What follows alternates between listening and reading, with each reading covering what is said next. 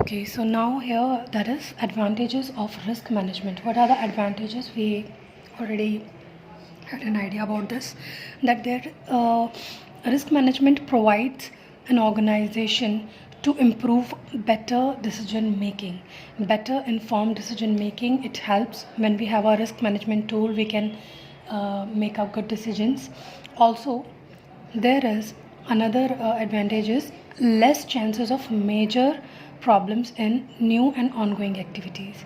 Means there are very less chances that we are dealing in some project and any major problem occur in that ongoing or new project. There are very less chances. Also, there is increased likelihood of achieving corporate objectives.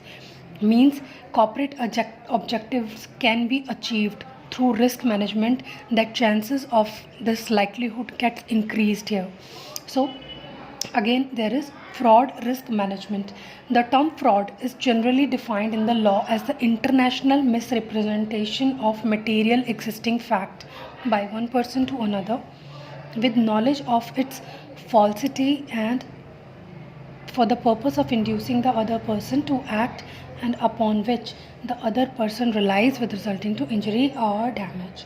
Basically, they are telling it this thing that in the case of fraud risk management, someone is impersonating him, someone is inducing some person to do certain act, and other person has a injury or damage resulting to such act, and they are basically intentionally misrepresentation of material facts. Means they are not clearly defined that what are the facts, material facts in this transaction.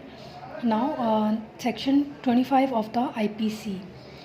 What is section 25 of the IPC? Basically, it defines the word fraudulently. What do you mean by fraudulently? It says a person is said to do thing fraudulently if he does that thing with intent to defraud, but not otherwise. They are saying that a person is said to do a thing fraudulently if he does that thing with intent to defraud but not otherwise. Means if there is intention to defraud, then it termed as a fraud. Like if someone has did something to somebody but that intention was not there, then it cannot be termed as fraud. So intention of fraud is relevant factor here. For the corporate, it becomes more important to proactively incorporate fraud management policy or plans aligned to its internal control and risk management plan.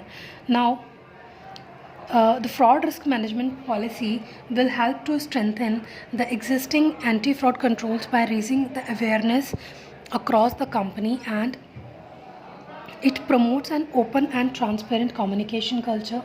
Means there is a open and transparent communication culture here.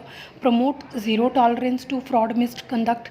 Means there is a zero tolerance of the fraud and misconduct. Also encourage employees to report suspicious case of fraud misconduct. Means employees are encouraging enough that what is the employees, basically it boosts employees to report the fraud or misconduct happening into the organization. Now it also helps in spread awareness among employees and educate them to risk faced by the company. Means if there is a risk absorption risk, which we have learned here, risk retention, then how do we retain such risk? So again we are reading all such points, that what helps fraud risk management policy will do in organization. It basically promote an open and transparent communication culture.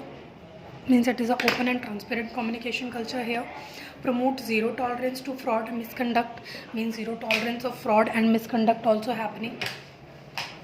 And open and transparent culture, employees are encouraged here to report fraud, and also employees are also to educate employees and spread awareness to that employees can retain such fraud, or how to educate them to on risk faced by the company.